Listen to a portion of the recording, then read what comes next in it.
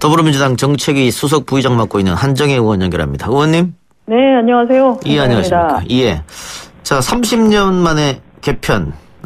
일단 오늘 정부가 발표한 핵심을 좀 설명해 주시죠. 정부가 발표한 핵심이 여러 가지가 있는데요. 예. 크게 보시면 그 ILO 국제 기준 등을 반영해서 최저임금 결정 기준을 좀 추가적으로 보완을 했고요.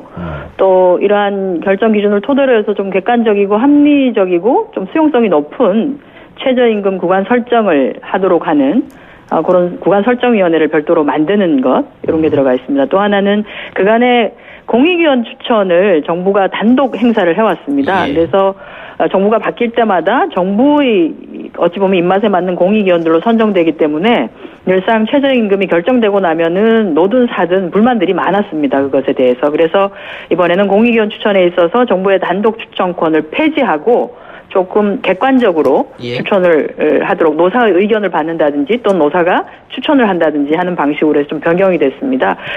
그런 안이 주로 들어가 있는데요.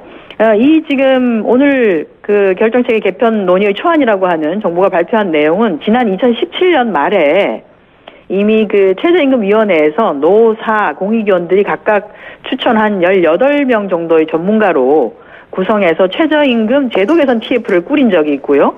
그것과 관련해서 여러 가지 제도 개선 방안을 이렇게 가져가야 된다라고 해서 보고서를 낸 적이 있습니다. 그것과 관련해서 지난해 저희가 이제 최저임금 산입 범위를 개편한 것도 그중에 일부였었고요. 오늘 정부가 발표한 최저임금 결정 체계를 개편하는 것 역시 그 최저임금 제도 개선 TF에서 그 만들어진 안에 들어가 있는 것입니다. 예. 그러면은 지금까지 최저임금 결정 방식을 보면 뭐 노동자 위원들은 뭐 100% 인상, 사용자 위원들은 동결 뭐 이렇게 하다가 공익위원들이 그 사이에서 결정되는 방식으로 대부분 나왔잖아요. 그래서 결국은 최저임금 결정은 정부가 주도하는 거 아니냐 이런 얘기가 나왔는데 바뀌어지게 되면 어떤 효과를 누릴 수 있는 겁니까? 일단은 바뀌어지게 되면 지금은 이제 그 최저임금위원회에서 아예 최저임금을 결정하는 방식이 되는데 지금은 이제 두 개의 위원회를 가지고 가자. 그래서 하나의 위원회는 전문가들로만 좀 구성을 해서 이 전문가들이 흔히 말해서 구간을 좀 설정하는 얼마부터 얼마까지를 구간을 대략적으로 좀 설정하는 그런 구간 설정위원회를 두고 이 구간 설정위원회에서 설정된 그 구간 내에서 그러면 노사정이 들어가서 실질적으로 해당되는 최저임금을 내년도 최저임금을 결정하는 그래서 이원화한 구조를 가지게 되는 것이 가장 큰 변화라고 볼 수 있고요.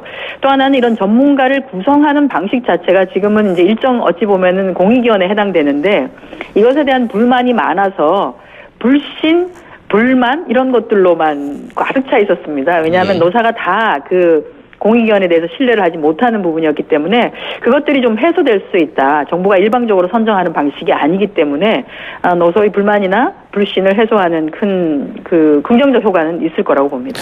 근데 뭐 의원님 잘 아시겠지만 이 발표 나오자마자 양대 노총에서 강력하게 반발을 했거든요. 네. 반발하면서 일단은 전문가들이 구간 설정 위원회를 만들어서 하는 것 대해서도 문제가 좀 심하다. 이거 결국은 최저임금 인상폭은 실제 현장에서 저임금으로 고통받는 노동자들의 목소리가 반영돼야 되는데 그걸 반영할 수 있겠느냐. 소위 말하는 전문가들이 이 이야기를 하고 있어요. 그래서 이번에 최저임금 결정 기준을 최저임금을 결정할 때 여러 가지 사안들을 같이 보게끔 해서 결정 기준 자체도 좀 보완했습니다. 그래서 근로자의 생활보장이나 또는 고용 상황, 경제 상황들을 보다 좀 균형 있게 고려하자라고 해서 그간에 있었던 그 결정 기준에 더해서 뭐 근로자의 생계비, 유사근로자 임금, 노동 생산성, 소득 분배율 등이 지금까지 최저임금 결정 기준에 어찌 보면은 그 참고로 하는 자료였다라고 하면 그거 외에도 경제 성장률이라든지 물가 인상률이라든지 또 하나는 우리가 이제 생활보장과 관련된 여러 가지 사회보장 급여 현황 이런 것들까지 같이 명시해서 추가적으로 보완하게 되기 때문에 노동계가 그렇게 걱정하지 않으셔도 되지 않는가 생각을 하고요. 또 하나는 전문가위원회라고 하는 것이 일방적으로 정부가 또 전문가위원회를 그 구간 설정위원회를 꾸리는 것이 아니라 노동계에서 추천하는 전문가들 또 사용자들이 추천하는 전문가들 이런 분들이 같이 들어가게 되어 있습니다. 그래서 그런 분들을 통해서 얼마든지 노동계가 요구하는 그런 내용들을 충분하게 또 반영할 수 있는 방식이기도 합니다. 여러 가지 사안을 고려한다고 말씀하셨는데 네. 지금 노동계에서는 여러 가지 고려 요소 중에서 고용 경제 상황을 포함시킨 건 결국은 그 사용자 측이 원하는 거를 정부가 들어준 게 아니냐 이렇게 반발하고 있거든요. 그러한 것들이 다 사실은 ILO의 최저임금 결정 협약 내용 등에 좀 들어가 있는 내용입니다. 그래서 우리나라가 지금까지 결정 기준이라고 보았던 것에 더해서 ILO의 최저임금 결정 협약 등에서 포함하고 있는 여러 가지 참고해야 되는 상황들까지 같이 이번에 포함을 한 것입니다. 예, 그래서 그렇게 걱정하시지 않으셔도 된다고 보고요. 다만 뭐라고 할까요? 노동계가 이것에 대해서 이제 부정적인 반응을 내고는 계신데, 이 지금 오늘 정부가 발표한 내용 자체가 어디서 새롭게 떨어졌던 것이 아니라 이미 처음에 제가 말씀드렸습니다만 2017년에 최저임금위원회, 즉 노사가 다 들어가 있는 곳에서 추천한 전문가들이 최저임금 제도 개선 TF를 꾸렸고, 그 최저임금 제도 개선 TF에서 아니라고 내놓은 것 중에 한 파트이기도 합니다. 다만 저희가 지난해에는 저희가 했던 것이 최저임금 산입범위와 관련된 것만 먼저 처리를 했었고요. 그 외에도 결정 기준을 보완하는 것들, 그다음에 합리적으로 최저임금 구간을 설정하는 그 구간을 이렇게 이원화를 하자라고 하는 것도 이미 최저임금 제도 개선 TF에서 이미 제안했던 방식이기도 합니다. 그 당시에 그런 것들을 대체적으로 노동계도 다 일정 부분 받아들였었고요. 알겠습니다. 예, 네, 그런 상황입니다. 그런데 어쨌든 지금 최저임금 인상을 중심으로 해가지고 보수 언론에서 굉장히 비판을 많이 가하고 있습니다. 그리고 정부에서 속도 조절 이야기도 나왔던 것도 사실이고요. 그래서 노동계 입장에서는 결국 오늘 발표가 그 최저임금 속도 조절하고 연관돼서 나가는 것 아니냐. 결국은 정부가 노동자보다는 사용자 쪽을 손들어준 거 아니냐. 이렇게 좀 우려를 하고 있는 것 같아요. 노동계에서도 조금 양해와 이해와 또는 조금 멀리 좀 봐주셨으면 하는 것이, 지금과 같은 방식으로 최저임금을 계속해서 결정한다라고 하면 아마 올해도 사용자위원이라고 하는 분들은 다 그냥 자리를 박차고 나가는 방식을 택하게 될 가능성이 사실은 굉장히 큽니다. 그러면 이제 많은 부담들을 결국 공익위원들이 다 져야 하는 상황인데요. 정부가 추천한 그 공익위원들에게 너무 짐지우는 것이 크고, 어떤 결정을 한다 하더라도 사용자들은 그것을 받아들이지 않을 것이다. 사용자 대표단들은 받아들이지 않을 것이다. 왜냐하면 공익위원회에 대한 불만이나 불신이 있기 때문에 그렇습니다. 다 정부가 선정한 사람 아니냐라고 하는. 그래서 이런 것에 대해서는 그간에도 몇 차례에 걸쳐서 문제가 있다라고 하는 것이 있었고요. 그런 문제 제기가 쭉 되어 왔던 것들을 저희 정부가, 문재인 정부가 밀린 숙제들을 조금 하는 차원입니다. 그래서 이런 밀린 숙제를 하는 것에 있어서는 노동계가 적극적으로 의견을 개진을 해주시고 하는 그런 것들을 통해서 국회 내에서도 충분하게 논의가 될 수 있도록 하겠다라고 하는 약속을 드립니다. 알겠습니다. 결국은 그런데 이 문제는 국회에서 입법이 필요한 거죠? 그렇습니다. 어떻게 예상하십니까? 지금 저희가 이제 2월 국회에서 사실 이 최저임금법과 관련해서는 의원님들이 워낙 내놓으신 법들이 많이 있습니다. 그 개정안들이요. 결정체계를 개편하는 것과 또 업종별로 구분하자, 지역별로 구분하자를 포함해서 굉장히 많은 최저임금법 개정안을 내놓으셨기 때문에, 그것과 더불어서 지금 정부가 내놓았던 오늘 이 결정기준이라든지 위원회를 이원화하는 방식이라든지 하는 것에 대한 것을 포함해서 저희가 2월 국회에서 논의를 하고자 합니다. 논의를 해서 논의가 잘 된다라고 하면은 이번, 내년도 최저임금 결정하는 것부터 시작이 될 수 있지 않겠나 하는 생각을 합니다. 그런데 어쨌든 지금 민주당 정부의 법안 같은데 많이 협조했던 정의당 같은 경우에는 이번 건과 관련해서는 분명히 날을 세울 텐데요. 협조받기가 쉽지 않겠습니다. 그렇기는 한데요. 그러니까 직접적으로 노사가 다 처음부터 구간 설정부터 시작해서 결정까지를 다 하게 할 것이냐. 그게 지금 저희가 취하고 있는 방식이거든요. 그런데 말씀하셨습니다만, 이 작가께서도 말씀하셨습니다만, 하게 되면은 노동계는 예를 들어서 75% 인상 이렇게 요구를 하고 있고, 경영계는 그냥 동결.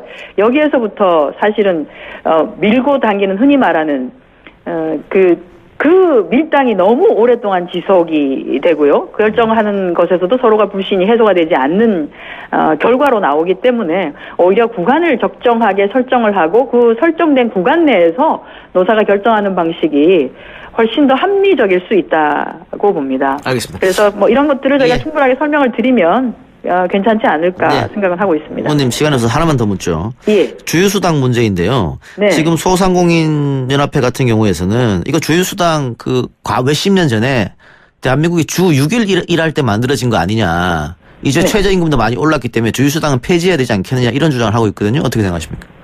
주유수당은 10년 전에 만들어진 건 아니고요. 예. 1953년에 근로기준법이 만들어질 때 주유수당 제도가 도입됐던. 그러니까 몇십 년 전에 만들어진 거죠. 예. 그렇죠. 굉장히 오래됐죠. 예. 한 거의 80년 정도가 됐습니다. 예. 그래서 이것을 주유수당 제도를 없애려고 하면 이건 법적으로 입법적으로 해야 되는 것이고요. 또 하나는 주유수당은 지금 임금으로 받아오고 있는 것이기 때문에 이것을 주유수당을 없앤다고 하더라도 임금에 녹여내야 됩니다. 지금 기존에 받고 있는 임금에 녹여내는 방식을 취할 수밖에 없다. 왜냐하면 지금 당장 주유수당을 없앤다라고 하는 것은 임금을 그러면 깎자라고 하는 얘기밖에 안 되는데 저희가 근로기준법상 임금을 삭감할 수는 없게 되어 있습니다. 그럴 수는 없기 때문에 만약에 주유수당 제도 자체를 없앤다라고 하면 이것은 기존에 받는 주유수당을 기본급하는 방식으로 진행하는 제도의 개선 이렇게는 한번 충분히 논의를 해볼 수는 있다 이렇게 봅니다. 어쨌든 그러면 지금 이대로로 가져가진 않겠다. 개선 방법을 생각해 보겠다 이 말씀이네요. 그건 이제 저희가 국민의 얘기를 이런 얘기 저런 얘기를 다 듣고 입법부가 하고 있는 역할이 그런 것들 제도들을 다시 개선해 나가고 시대에 맞게끔 변경해 나가고 하는 것들을 할 수 있기 때문에요. 만약에 주유수당과 관련돼서 이것은 오래되었고 주유수당을 선진국에서는 가지고 있는 나라가 거의 없고 하니 우리도 그러면 차라리 기본급화를 하고 이걸 점진적으로 정리를 하는 것으로 하자라고 하면 그것에 대해서는 같이 논의를 해볼 수 있는 것이죠. 알겠습니다. 네. 의원님 오늘 말씀 여기까지 듣겠습니다. 네, 감사합니다. 예, 지금까지 더불어민주당 정책위 부의장 한정혜 의원이었고요. 계속해서 이번에는 최저임금 결정체계 개편 관련 소상공인 입장 들어보겠습니다. 전국 600만 소상공인을 대변하는 법정단체 소상공인연합회 권순종 부회장 연결하겠습니다. 부회장님. 예, 안녕하세요. 예. 자, 일단 오늘 정부 발표에 대한 소상공인협회 입장은 어떻습니까? 예, 저희는 기본적으로 이제 소모적인 노동계와 사용자 측의 구간을 좀 합리적으로 좁히는 그런 구간 설정위원회 이원 구조에 대해서는 동의를 하고요. 예. 다만 우려를 좀 많이 하고 있어요. 예, 어떤 하는 부분이죠? 것들이 있어요. 예. 일단은 하나는 전문가 구간 설정위원회 구성에 있어서 전문가들의 어떤 신뢰성 이런 부분에 대해서 돼야 될 거고요. 근데 구간 설정 부분이 합리적으로 나와서 수용돼야 되는데 그 구간 설정 자체를 노동계나 또는 사용자 측도 마찬가지로 보이콧이 들어갔을 때 더 큰 갈등이 우려될 수도 있다. 이런 우려도 등이 있습니다. 예, 일단 지금 전문위원들은 노사정이 각각 5명씩 추천해서 15명 안이 하나 있는 것 같고요. 예. 구간 설정은 최저 구간, 최대 구간을 전문가위원들이 설정한 다음에 그 다음에 논의를 한다는 거죠? 그렇죠. 예. 구간 설정이 구간을 최대치하고 최저치를 설정하면 최저임금 결정위원회에서 구체적인 인상률을 결정하는 구조죠. 예. 어쨌든 소상공인 입장에서는 급작스럽게 최저임금이 올랐다고 보시고 그것 때문에 굉장히 장사를 한다거나 경영을 하는데 힘들다고 느껴지는 거 아니겠어요? 그렇죠. 느껴지는 걸 넘어서 실적으로 고용률이 줄고 실적으로 폐업이 늘고 그다음에 지불 능력이 없는 상태가 고려되지 않아서 폐업을 강요당하는 정도의 위험을 느끼고 있죠.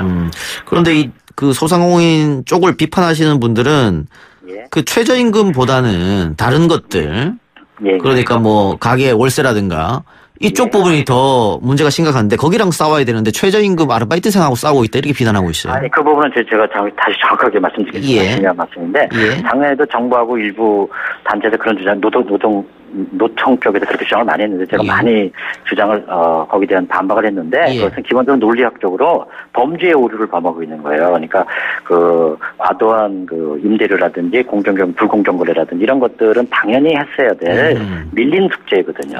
밀린 숙제를 들이밀고 지금 당장 중요한 숙제를 대체하자고 하는 말이 똑같거든요. 그러니까 저희가 그런 환경 개선이야 이런 걸 반대하는 게 아니고 그건 더 저희가 투쟁을 많이 해왔던 거예요. 앞으로도 할 것이고요. 알겠습니다. 그 주유수당 문제 아까 한정혜 의원하고 잠깐 얘기했습니다만은 소상공인 연합회가 주장하는 주유수당 문제는 해결책은 어떤 겁니까? 예, 저희가 이제 작년 12월 31일 날 헌법소원을 제기했지 않습니까? 주유수당을 시행령에 포함시킨 거에 대해서 시행령 얘기하기 전에 주유수당 자체에 대해서는 동의를 해요. 저희가. 그러니까 대만하고 우리나라밖에 없는 걸로 알고 있는데 나중에 가면은 주유수당 제도가 임금으로 편입되거나 이렇게 해서 개선되거나 실적 폐지가 될 거예요, 결국은. 예. 근데 이제 과도기적인 문제인데 어쨌든 그렇게라도 보존해 주는 거는 동의를 합니다.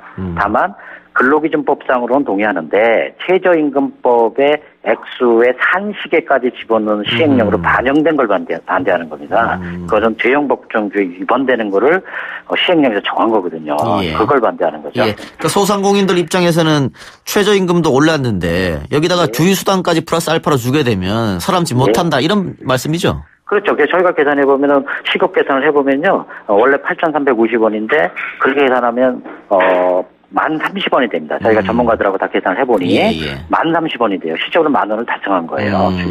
최저임금법 정신으로는. 예.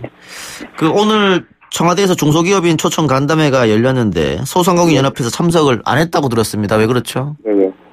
초청을 못 받은 건데, 저희는 그걸 오해를 하는 게 아니고, 원래 청와대 김의겸 대변인께서, 애초에 발표할 때 중소기업인 소상공인 자영업자를 조치하겠다라고 애초에 초기 발표를 하는 바람에 혼선을 빚었던 거예요. 근데 이제 와서 번복해서 중소기업과 벤처 위주로 하고 소상공인 자영업 조치는 별도로 할 것이다. 이렇게 하니까 혼선이 빚어졌습니다. 거기에 대해서 이해하고 있습니다. 그러면 그 청와대에서 소상공인 자영업자를 해서 별도 자리를 마련하면 참여할 의사는 당연히 있겠네요? 그럼요. 적극적으로 참여해서 제가 옛날에 법제학 중에 예일이라는 분이 있지 않습니까? 소상인들이 요새 깨우치는 게 뭐냐면 권리를 위한 투쟁이라는 게 있지 않습니까? 그게 정당한 시민의 권리다. 그런 걸 적극적으로 개진하기 위해서라도 적극 참여할 겁니다. 지금 소상공인 자영업자들이 어려운 이유가 과연 최저임금 때문에 어려운 것인가 아니면은 그 제사를 깎아먹기 과도한 경쟁 때문에 문제가 있는 것인가? 근데 그렇게만 두 가지로 선택으로 물으신다면 최저임금은 어려운 환경에 더 어려움을 가속화시키는 요소죠. 그다음에 과잉 공급 부분은 제가 그거는 반대하는 건데 어떤 시장에서 공급자가 과잉이라고 하는 주장은 시장의 자연적인 결과물에 대해서 전도된 주장을 하는 거라고 저는 보고요. 시장에서 소멸이 되겠죠. 그렇고, 그 다음에 이제, 근본적으로는 이제 경기 불황이죠. 경기가 근원적으로 불황 분매에 접어들면서 어려움에 빠져 있는 거라고 보고 있습니다. 예. 인터넷 여론을 보면 소상공인들에게 그렇게 우호적이지 않던데, 부회장님, 어쨌든 어렵게 연결됐으니까 한마디 해주시죠. 예. 그런 부정적인 시각이 있다면, 그것은 더 소상공인에 대해서 좀 더 부모님이나 우리 시민들 입장에서 볼 때는 부모님이나 형제자매 또 본인 자신까지 소상공인과 관계되지 않은 분이 없지 않습니까? 대한민국에. 거기서 좀 더 아픈 마음을 갖고 이렇게 바라봤으면 좋겠고요. 그럼 인터뷰 시간이 짧아서 제가 하려고 했던 얘기 빠진 거 한마디만 더 하겠습니다. 예, 하십시오. 요번에 이제, 최저임금 결정구조에서 정말 중요한 것이 짚어볼 게 구성 부분의 신뢰성. 그러니까, 구간설정위원회의 전문가 구성이 굉장히 중요한데 여기 강조하고 싶은 게 거시경제 전문가가 신뢰성 있게 많이 들어와야 된다고 봅니다. 그다음에 또 하나는 거기서 결정된 구간이 수용성, 우리 대통령께서도 강조하신 수용성이 돼야 되거든요.